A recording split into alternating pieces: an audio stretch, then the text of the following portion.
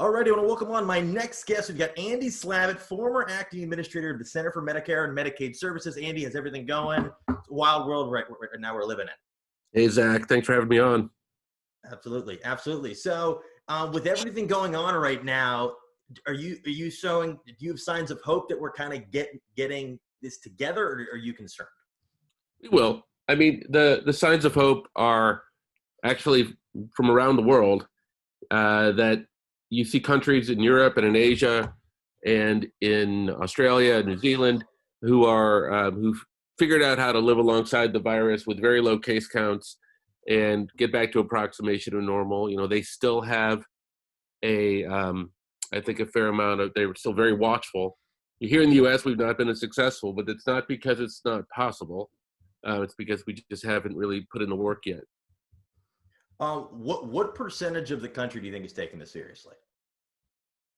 I think most of it is. The problem is we need our national leadership to help. You know, each of us as individuals can play a role, but we need our national, state, local leaders to do that. I think to the extent that they are, it's increasingly after they see the problems rather than anticipating the problems. It's not the kind of leadership that we're used to here in the U.S. Yeah. I have a question, just a kind of quick question, because I see it all the time. What percentage effectiveness is it if somebody's wearing a mask and they're not covering their nose? Well, it depends on the mask, but most masks, and you say if they're not covering their nose? They're not covering their nose. Well, how effective is it to have a submarine with 4 doors closed and 1 open? It'll be effective in the beginning, and then slowly but surely disaster will happen. Yeah, I mean, particularly kids. I mean, kids don't cover their nose when they sneeze. They don't, they cough, a lot. And so particularly for people who like that, that's important. So yeah, you cover the nose and the mouth. Yeah. Absolutely. And then so speaking of sports, since this is the majority of sports podcast, what have been your impressions of how the NBA, the NHL, and Major League Soccer have kind of created individual communities to kind of prevent this virus? Well, I've been pretty close to the NBA in this process. I've been working with them on creating a very low-cost saliva test that should be able to use frequently around the country. That's very close to being approved with the FDA. Oh, cool. Their bubble concept, I think, should be proving a point to a lot of us, which is that when the virus has no place to spread, it goes away. That's the name of my podcast, In the Bubble. Yeah. And so they're doing good work there. So I'm most familiar with what they're doing, and I think you contrast that with what MLB has done, which is essentially more or less live like the rest of us do, a little bit carefully, but still doing things that expose them, traveling, getting on airplanes, and so forth. And that's not proving to be as effective, and it's putting the league in some danger. Are you concerned about the NFL's plan this year because they really don't have a plan B? I'm concerned about the NFL because there's a lot of coaches that are older. As you know, not every lineman is in perfect shape. Some of these are young kids. Some of them are a little bit older. And, we're in one of these situations where everybody's action affects everybody else. Yeah. So how well do you know all your teammates? I had Adam Schefter on my podcast talking about this. It's sort of like, after the game, a bunch of people go home and they're careful, and others go out to bars and they think they're safe. And then you get back in the team room, you get in a huddle where you're in each other's faces. So it's very hard to imagine that there won't be a lot of spread once the NFL kicks in, if it kicks in. Has the NFL reached out to you about potentially any tactics they could do to kind of like prevent risk, or not? And do you not know, really? I haven't talked to NFL directly. I've talked to a number of sports writers and others who are close to the league. But I don't think they're taking anything close to the NBA's approach. No. Do you think it'd be possible if they did 32 individual bubbles? Kind of like, I was thinking about it today, if they had just kind of like little bases, like they had little individual communities where the families could be with them and they would only travel to games and to practice and then back to the bubble for the foreseeable future. Do you think that's an effective way to kind of prevent a lot of risk? Because of course there's going to be some cases, but do you think that's a way to drive the number way down? It sounds like the MLB. Yeah. So Yeah. no, Yeah. No. I No. don't, I don't think so. I mean, there's things they can do to Yeah. reduce the risk, but the problem is once there's a few cases, they spread pretty quickly. Yeah. Cadence of testing is important. Test if you test every day and isolate anybody who has something, you will reduce a lot of broad spread, but you got to be testing every single day after every single event occurrence. And I don't know if they have that kind of testing. And if they had that kind of testing, I'm not sure it's appropriate for them to use up all that testing. Yeah. Yeah. And then with the testing you were talking about that's soon to be passed by the FDA with the swab, how soon would you get results back? So it's called Saliva Direct. It doesn't require a swab. They could be done for just a few bucks, and so they should be able to be turned around much more rapidly. Oh, cool. That's awesome. And then what are your concerns a lot with a lot of these false positives, kind of giving them false hope and potentially putting more people at risk? Um, there is my concern about false hope. The false positive tests. Positives? Yeah, I mean these are not all great tests. So we have to know what we're in for. I mean, I think you need certain levels of testing for people who have symptoms, and you probably don't need quite that high a level if you're going to test a lot of people who are asymptomatic in order to figure out where things have spread.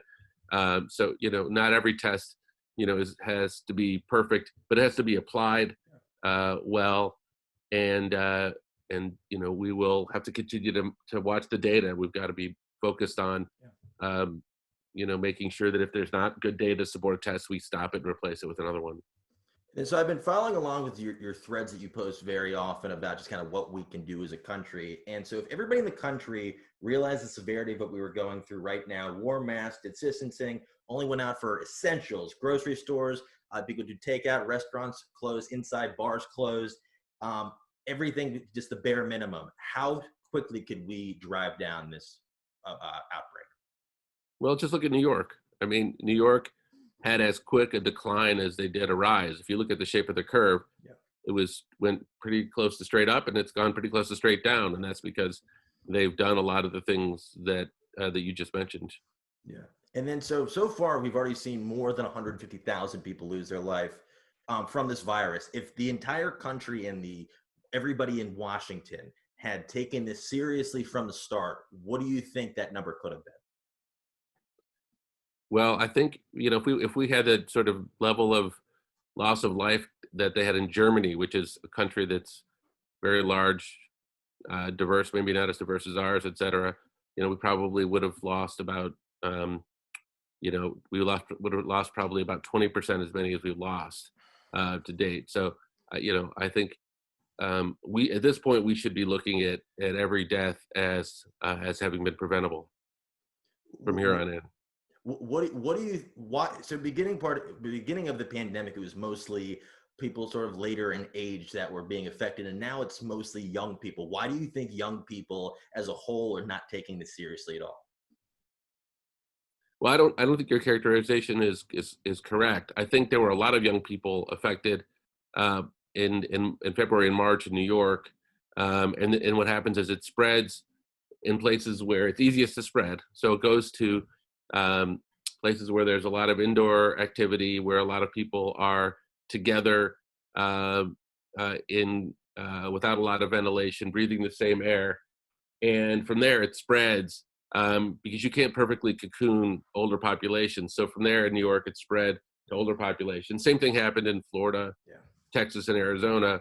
As it got hot, people went indoors with the air conditioning, and it started with younger people and then spread to older people. And unfortunately, it spreads to working people. It spreads to people who are essential workers, farm laborers, people who live in congregate settings like nursing homes. So people like myself who have an easier time socially distancing, we're not putting ourselves at risk. And I hope that young people realize that even if they don't feel personally at risk, they are undoubtedly putting others at risk, because unless you can completely isolate from other people, which I don't think many people can be sure they're doing, the risk of spread is quite high. And then the one other thing I wanted to ask you about is I know you had brought up the expression just to throw the kitchen sink at this virus. What did you mean by that, and how could we carry that out? Well, we've got to decide if we want to make this the most important thing. If right now we're not treating this virus as if it's the most important thing for us to do as a country. We want to send our kids back to school on time in person. We want to open up businesses, we want to open up the economy, et cetera. I would argue that if we consider this the most important thing, those things will happen much more quickly because we will have a very low spread and people will feel much safer and will be able to do those things.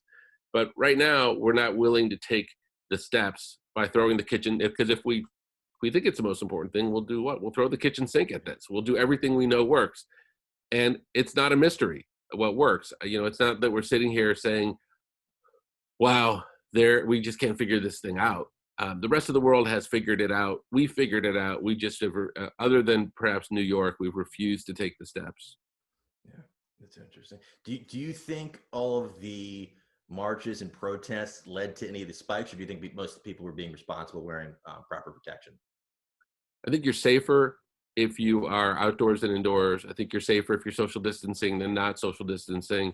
So if you said, and you're safer if you're not speaking into people's faces. So if you said to me, being indoor in a church that's closed, singing in a choir, that feels a lot more dangerous than being outside wearing a mask, protesting and distancing. Now, having said that, if you're in a protesting situation and people, the police hem you in or put you in a jail or spray mace, which makes you sneeze and cough, those are all things that can be problematic. But here in Minneapolis, where the protests started, they haven't traced the protests as a hotspot.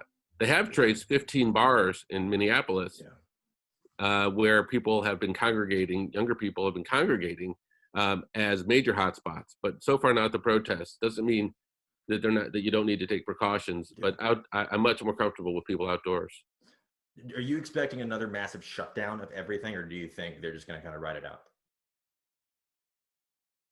Well, it's an interesting question. I think we're seeing governors from all over the country, Mississippi, Alabama, Arkansas, Texas, very conservative states, who are now mandating masks, closing bars, doing all of these things. And, the general population, according to recent polls, 60% believe there ought to be a real large-scale shutdown again to really get rid of this virus. The president's resistant so far. I think the president acts when either his polls go down or the stock market goes down. So he'll do as little as he needs to do, I believe. If the crisis gets bad enough, if he's going to do it, he should have done it earlier. If he didn't do it then, he should do it now. If he doesn't do it soon, I worry that he's going to get closer up into the election, and there's all sorts of implications there. Definitely. Well, this has been really, really interesting, and I wanted to thank you again for taking the time and for your podcast. How can people find it? Because you've had some amazing guests. I saw you had Andrew Yang today. As you said, you had Adam Schefter, seen Bernie Sanders. You've got an incredible list of guests, and it's really, really interesting topics that people really should hear. How can they find that easily? It's called In the Bubble, and wherever people listen to podcasts, all the podcasting platforms, you can find it, and it's an enjoyable show. I hope if people listen, they enjoy it. Absolutely. And then how can people find you on social media? Because you're always spreading great information that people really need to hear. Twitter is @ASlavitt. I think I got an Instagram at Andy Slavitt, but I don't use it all that much. But glad to share the latest. People want to come on. Definitely. Well, this has been fantastic. I want to thank you again for especially all the work you're doing and all the great information you're putting out. And hopefully we can put this virus behind us sooner rather than later. Thanks, Zach. Sounds like you're doing a great job here. Appreciate it. Thank you.